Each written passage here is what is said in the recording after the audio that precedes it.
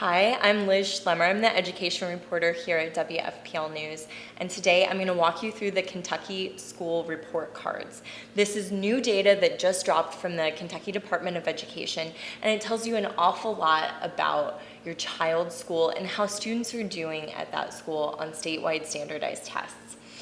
If you Google Kentucky School Report Card, it should be about the third hit, or I recommend finding this from a link on this story page. When you get there, you should see this big blue landing page, and then you can search by school or district. So let's say that my child went to Atherton High School in Louisville. This will work for any school in the state of Kentucky. I'm going to show you a JCPS school.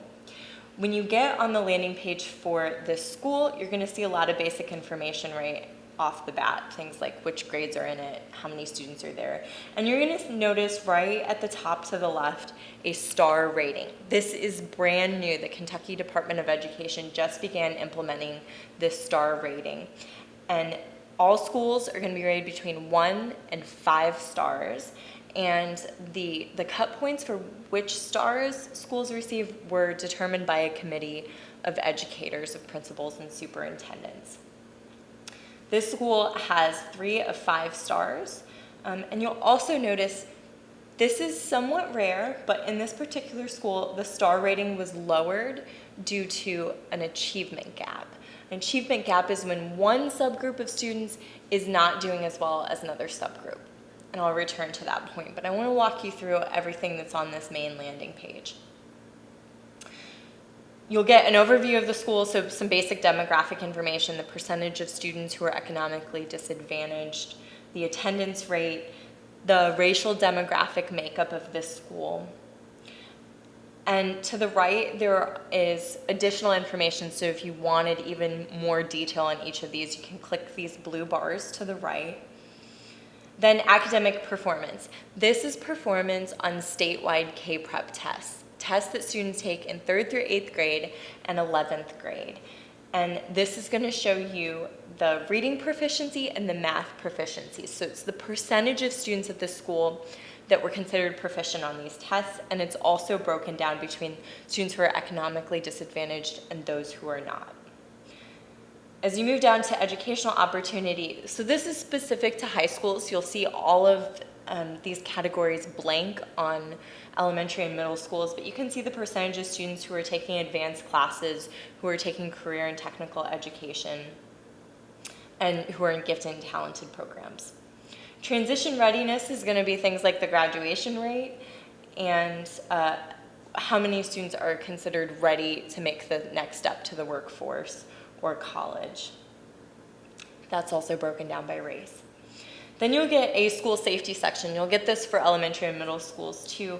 It's the percentage of students who've had behavior events, suspensions in school and out of school. And I think this is a good example. If you click this box to the right, you will get detailed information about every behavior event that took place at this school last year.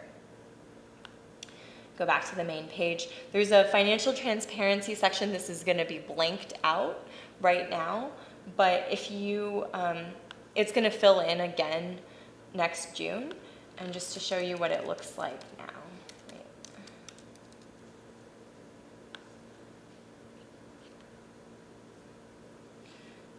So what it will look like when this new information is available is the total spending per student. So the number of dollars per student spent at the school, it's close to $14,000, and then they'll compare that to the district and the state. And you'll generally notice that schools with high need students spend more per student. Then I wanted to highlight something back at the top. So right above these stars, you'll see view accountability data, and this is an important piece to click with. If you go to this, you'll see the star rating again, and then they'll talk about the achievement gaps at this school. So that's when one student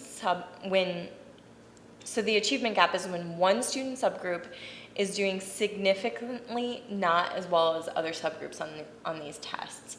So you'll see that this school has a significant achievement gap for students with disabilities compared to students who do not have disabilities. You might also see differences between racial subgroups. In this particular school, was docked an entire star because they were seen to have a significant achievement gap.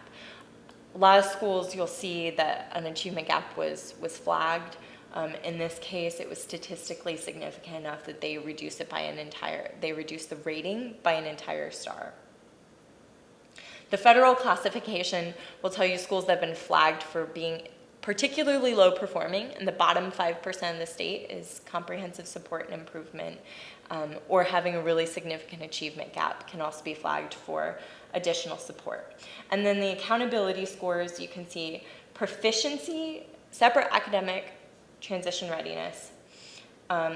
For each of these, you can see how this school compares to the state average and the district average. There's no growth.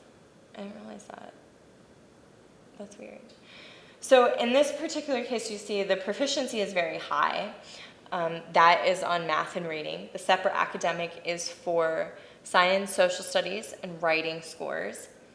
Transition readiness is a marker of students being ready for the next step in their lives, and graduation rate. For elementary and middle schools, you may also see a marker of growth. That is how students are changing. That's how the student population is changing over time. So you might see some schools that have very high test scores, very high proficiency, and they don't have very much growth. The school didn't have as much room to improve. And other times you might see schools that have low proficiency, but they have high growth. And that's also a good sign that the Department of Education wants to see, is that the school is making improvement. I hope this was helpful, and this gives you an idea of the treasure trove of data that you can find about your student's school on the Kentucky School Report Cards website. For more information, I recommend exploring the site on your own using the link below.